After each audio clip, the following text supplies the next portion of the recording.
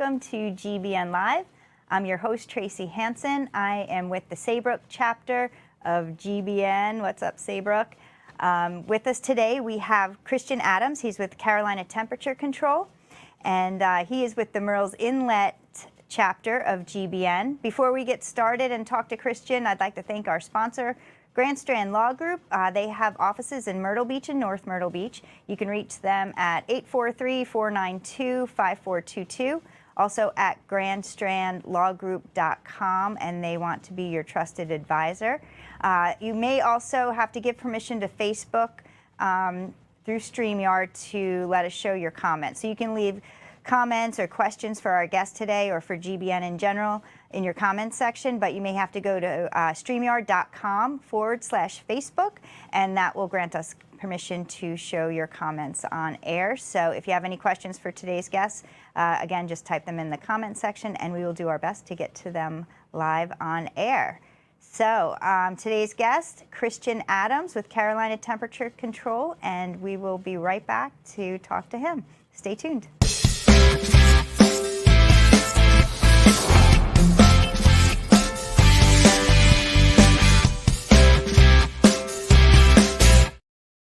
Hey Christian, how you doing today? Thank you for being with us today.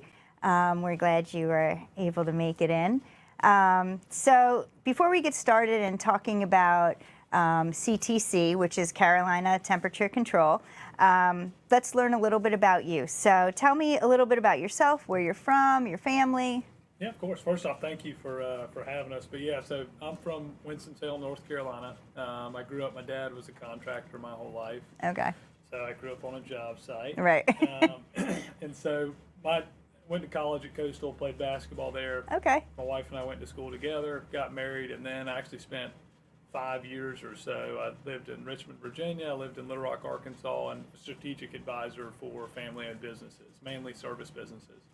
And did that with the goal of always wanting to come back and lead a business of my own. And so in the past year, met the Cavanaugh family, and so entered a partnership with them, and now I'm the general manager at Carolina Temperature Control, and hopefully going to continue to build on the brand and reputation that they built. Awesome, awesome. So how long have they been in business? And are they only local here? Or? Yeah, so Carolina Temperature Control, a new part of that. So they've always served the Grand Strand since 1983, so 40 years.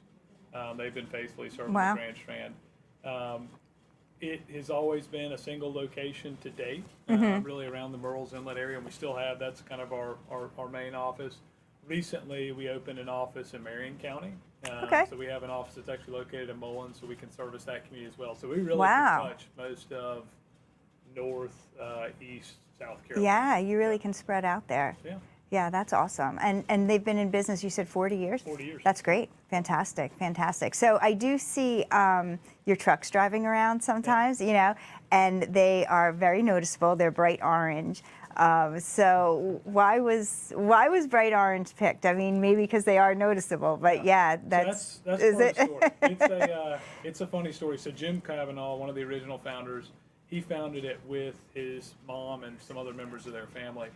And so for a long time, they didn't have orange trucks. It was always Carolina Temperature Control, family-owned business. I think one thing just to describe us, I think we mix the best of both worlds, right? We're a pretty sizable company. We offer 24/7 service. We do everything the big corporate HVAC companies do, but we're also family-owned and local. That's great. So if you need to find us, you can speak to an owner, and we're here to take care of our customers. So I think we mix the best of both companies, types of companies. As far as the orange trucks, so Jim had an idea. He wanted trucks that stood out so people would remember Carolina Temperature Control. And so against his mom's wishes, he decided he'd test it on one truck, and they were getting one service, and so he got it painted orange. Went to a customer's house. They liked it, and the rest was history. And so what's funny is it started out as a bad idea where he got smacked on the wrist, but it's really become a trademark. And so it works. It's noticeable. So we got a couple trucks a couple years ago that we didn't have time to paint them. We just needed to get to serve customers. And customers would not let our techs in because they didn't believe it was Carolina Temperature Control. Oh, wow, that's funny. So it's become a trademark. Yeah, now you're locked in. Yeah. Now you're locked in. Now you have no choice. So, yeah. That's awesome. I love that story. So I'm not quite sure. What is a SEER rating, and what are the differences in something like that? There's all these terms that, so SEER, it's seasonal energy efficiency rating. So what it is for short, think like miles per gallon on a car. It's the energy efficiency of your HVAC equipment. It was created in conjunction with HVAC industry leadership and the Environmental Protection, the Department of Energy. And so what it just measures the efficiency of equipment. So the requirements for the type of equipment you have to install in your house, they continue to increase just as our government wants to save energy. They use that as kind of their barometer. So like right now you got to have above like 14.2 CO2 equipment. For energy efficiency. Exactly. Okay. And so they use that as requirements. I think the SEER 2 is a new rating that was put in place January 1st, 23. The important part on that is the only real difference between it and the original SEER is it takes into better account kind of the real world dynamic changing aspects that a piece of equipment has to go through, whereas the old one was more energy efficiency in a testing lab. Oh, so it's yeah, just more of a real world calculation of the equipment's energy efficiency. Right, and I'm sure that's more efficient as well. Yeah, so they're a little bit more stringent. It's about, call it one SEER. It's like if previously it was a 14 SEER, one piece of equipment, it's typically about one SEER less on the SEER 2 rating system. Gotcha. So what other factors would someone consider when choosing their HVAC system? Yeah, no, there's a couple of primary ones. I think, and probably won't be surprised to hear this, I think the most important is the contractor you choose. So like I said, miles per gallon, SEER rating on equipment, it's the maximum. So if you've got a 15 SEER 2 rated equipment, that's the maximum that system will operate at if it's installed correctly. Okay. A lot of equipment, if it's not installed correctly, you can buy the most efficient piece of equipment. If it's not installed right, you won't get that benefit. So the number one is make sure you've got a licensed HVAC contractor that's got experience, got a good reputation. You know they're going to do quality work because that's most important to actually taking advantage of the system you invest in. The other factors is temperature and humidity control. Down here, humidity's obviously we're one of the top 5 most humid environments in the country, and so the higher SEER rated equipment and the higher quality brand of manufacturer that you invest in, they typically have better humidity control. And so that's what we try to educate our customers. If it's just the lowest kind of tier single stage piece of equipment, it's probably not as good humidity control. If you get a variable speed, it's going to run a lot more frequently and be able to remove humidity a lot more effectively. A lower SEER piece. And that's important here. Oh yeah. That is important here, that humidity. We get a lot of calls from customers. It's like, hey, my system won't keep up, and we make it out there, and the system's operating just fine, but it's just not as efficient of a system to be able to actually maintain the comfort in that home. Right. So there's always a lot of other issues that impact that, but having the right system or investing in a higher SEER piece of equipment is important. The other important factor, I would say, is I forgot my thought. So we're talking about, like if somebody were, you have the ratings and you have the contractor that you use, how do you know when it's time to maybe start looking at a new system, or what signs would you look for, in the system that you have now that might be pointing towards you might be needing a new system? And I did remember the last other important factor, just on installing, going back to that, is the proper sizing. We see it a lot around here. We're Santee Cooper Trade Ally. Right. So sizing. We do it on tonnage, right? So the amount of cooling it can provide, but you want to make sure you have the right size equipment. So every house we install a unit in, we have somebody go what we call a load calculation to make sure you've got the correctly sized equipment to cool that space. It's a really painful conversation when a homeowner calls us and we install it, and our only answer is you really have to install a new system or put in a mini split because whoever installed it the first time didn't go through the formal steps of making sure it was properly sized. Right. So that's a good point. Another really important factor when choosing who to hire to install an HVAC equipment. As far as just signs of equipment, like the easy ones, right? It's not heating effectively. Some I mean, the other ones, right? You're not getting proper airflow out of the vents. You're having to make a lot of service calls. One easy barometer we have is for every year a system's been in life, so like if you've got a 10-year-old system, you've got a $2,000 repair, multiply the age of the system by the cost of the repair, and if it's higher to replace it, you should probably evaluate replacing it. Right. Okay, that's a good formula to use. But I mean, the easy one is call us out, let a licensed contractor come evaluate the system, because there's a lot of issues that, hey, may be easy repairs, but they also could be indicators that your system's going bad. It's a complicated refrigerant cycle. I'm so sure. One thing leads to the other, but that's the easy answer, is just call out a contractor, let us evaluate the system, and then the rule of thumb is just, hey, take that cost to repair, multiply it by the age of the equipment. If it's higher than it would be to install a new one, you should probably evaluate. How long would so getting, when people do start thinking about replacement, how long do these units typically last, or when should somebody maybe start paying attention to? Yeah, that's a great question. So it's twofold. So one thing differentiated about us is we're geothermal and conventional heating and air equipment. We're the largest geothermal HVAC contractor in the Grand Strand, and so we offer two types of equipment. On kind of the traditional system that most people have in the area, they typically last kind of 10 to 15 years. The closer you are to the beach, it gets on that lower end. That's what I was going to say, that I've seen them closer to the beach not last as long because of the salt, I guess, salt air. Salty air, the humidity, there's just a lot. It's a corrosive environment, so they rust really quickly. Makes sense. One thing we recommend when people do install on the beach is we coat them. It's a product called Infinigard, and it helps extend the life, protect it from that corrosive environment. But equipment at the beach, it may last 8 to 12 years. Further you get inland, call it 12 to 15 years. That's the average life. On geothermal equipment, this is the beauty. It's a lot more efficient, saves money on energy. It lasts 20 to 30 years. So it lasts twice as long. It doesn't have the relatively noisy outdoor equipment that a conventional system has. It can all be held inside. And so it doesn't have the impact and wear and tear from outside elements that conventional systems do. That's interesting. I'd like to talk more about the geothermal units, and maybe when we get back from our break, we're going to take a quick break right now. We can get into that a little bit more, because I'm sure people are really interested in these geothermal units as well. So stay with us, and we will be right back after our break. Hi, I'm Justice Ann. I've been a canine liaison at Grand Strand Law Group for, 30 years? What's that? You don't believe me? I meant 30 dog years, of course. First rule of lawyering, read the fine print.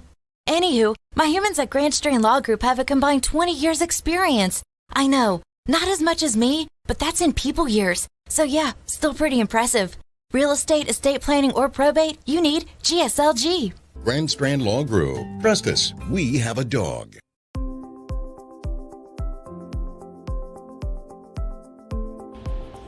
Great Business Networking grew out of the idea that by creating lasting friendships within the community, we can make the community even better. I was looking to network with professionals and to be able to refer my clients to somebody that I trust. Well, it's really important to trust the members of the group, because we really generate quality referrals, and to know somebody, be friends with them, and get that qualified referral is the key to success. It is networking, but it doesn't feel like networking, and that is important to me. I come to the meetings, I have fun, I make great connections, and I help grow my business.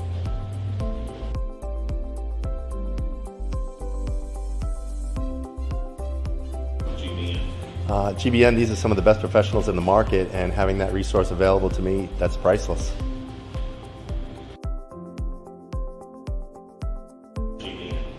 Well, GBN is a network of business professionals that build long-lasting friendships that will not only grow my business, will grow yours as well. That's what referral marketing is all about.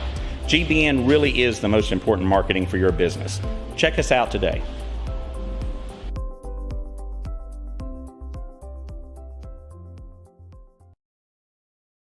All right, welcome back to GBN Live. I'm your host, Tracy Hansen, and with us today is Christian Adams with CTC, Carolina Temperature Control.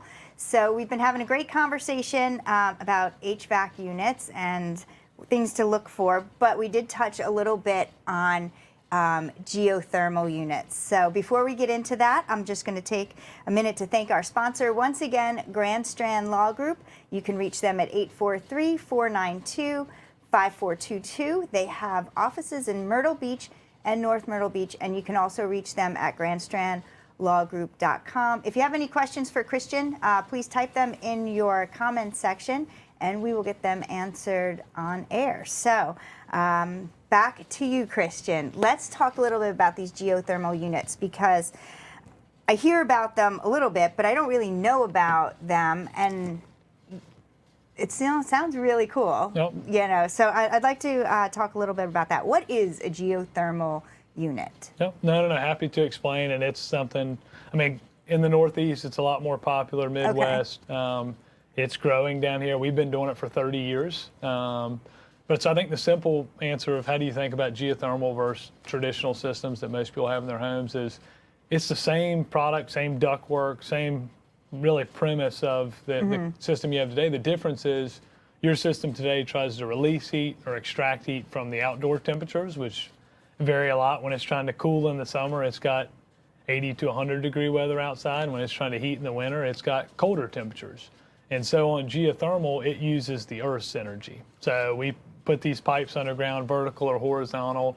They can be 20 to 250 foot underground. And so once you get that deep, it's really consistent temperatures. So think 68 to 72 degrees. And so your system just does not have to work as hard to extract heat or provide the cooling. And so that's the beauty in the equipment, is it's using the Earth's temperature. That's why the Department of Energy classifies it as the most cost efficient and energy efficient piece of heating and air conditioning equipment on the market.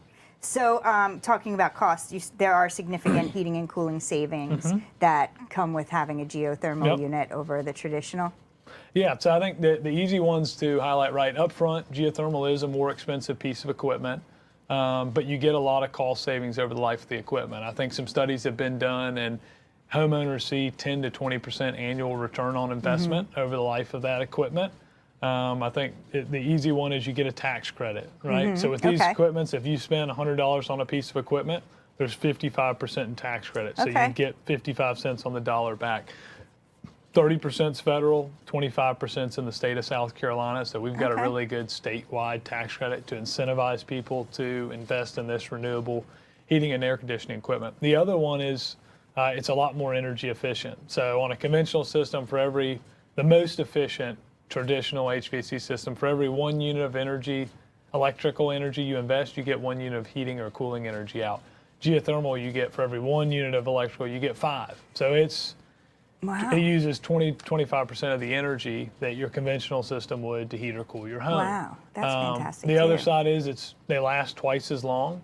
So you'd have to buy 2 conventional systems likely before your 1 geothermal goes bad. And so when you add all those factors up, it's just, there are actual return on investments, but you just got to get over that upfront investment. Right, because it's a little more expensive than the traditional, but you also said it lasts about 30 years. Or 20 to 30 years, that's right. I mean, that's, like you said, that's 2 normal units that the traditional units right there, And so you say that they have to be buried in the ground. Is this, would this be a big thing that somebody would have to worry about? Is their yard going to get torn up and, they go so deep? Or, is there a way that you install them that's kind of not as intrusive to people? Yep. So 1 of 2 ways. You can do, like I said, there's the vertical or horizontal.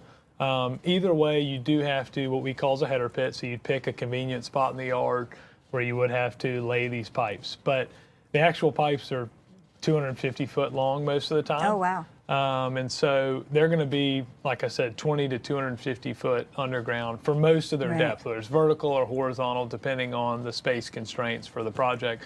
But there will be this, obviously we'll have to dig what we call a header pit, where they're all think about it as a 10 by 10 kind of space that we'd have to dig up in a yard. A lot of times we try to use kind of grass, and then so the homeowners can put sod back down after we leave. And so it is a project where we do it a lot of times on new construction. But we've also done quite a few projects where people go from conventional systems to a geothermal system. I mean, we do it once the home's built. So. Oh, okay. All right. Awesome. All right. Well, we can get in touch with Christian at 843-651-6000. Also, orangetrucks.com. So, yeah, I mean, I really liked getting that information on the geothermal units, and I think it's something that people don't really, they hear about it, but they don't know a lot about it, you know? So, well.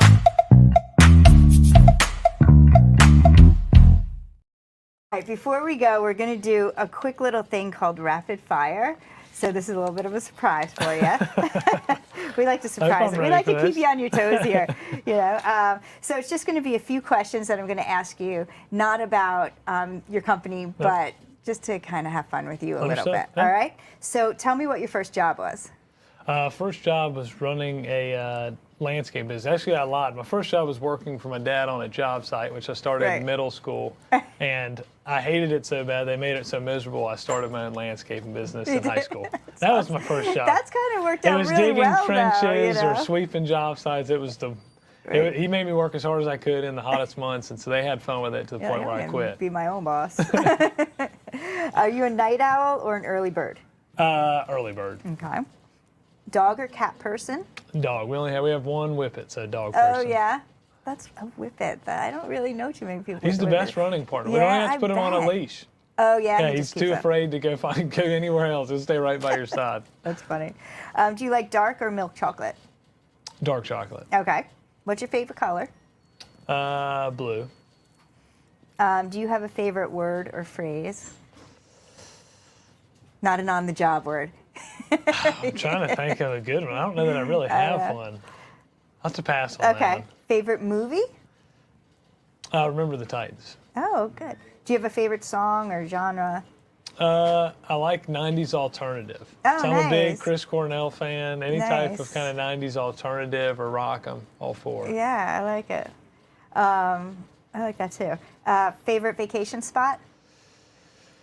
Montana. I love to go pheasant hunting and fly fishing. Nice. So you live at the beach and vacation in the that's mountains. right. I know. I like going to the mountains. See, I grew up by the beach, but there's just something then about going to the mountains that... You always want what you don't have. Yeah, exactly. Exactly. And I'm passing everybody else coming to the beach, you know. Okay, and what is your favorite mobile app? Probably Field Edge, which is our HVAC contractor management software, because I spend all my time on it. Yeah, exactly. I get it. All right. Well, that was just a few questions for us to just kind of have a little fun with you. But before we go, I do want to ask you one thing about referral marketing, and why is referral marketing so important to your business, and why specifically did you choose to be a member of GBN? Yeah, it's a great question. I'll take the referral marketing first, which is kind of part of why I joined GBN. But I think we actually hired a young girl, Adair, out of Coastal Carolina. She's kind of, her focus is digital marketing and helping with different office-related tasks. And one big emphasis we had was referral marketing in our own customers, because we realized the best source of new business is referrals from existing customers who believe in the quality of your service. And so it's the same premise of why we thought it was a good idea to join GBN, or I decided to join. We've got 3 members of our company that are members in various chapters for GBN in the Grand Strand. And I think the belief is all the same. It's just as you get to know other businesses and business leaders, you'll develop relationships where hopefully they see the value in your service that our customers do. And so that was really important, and it's been fruitful for us just to be able to get to know other business leaders, learn about their business, and we've obviously used them, so they've been a good source for us to fulfill our needs, but also they've called us when they have heating and air conditioning needs. I think the other important part for GBN that I didn't really expect, but it's been really instrumental, is just to have that network of business leaders of, hey, when you have a question or you run into an issue at your business, you've got various peers that you can call on and say, hey, if you run into this issue, and they've got advice on it. And so it's been a really good network for that as well. That's awesome. Yeah, it has been. It has been. GBN's been great, and it really is, friends first, business second, and it's definitely proven to be true. So that's fantastic. Well, thank you for joining us. It's been a pleasure talking to you and learning about the geothermal units and more on HVAC, because it's something we all have. So we all need to know a little bit about it. And remember, everyone, thanks for joining us. And if it's Wednesday, it's GBN Live. We'll see you next time.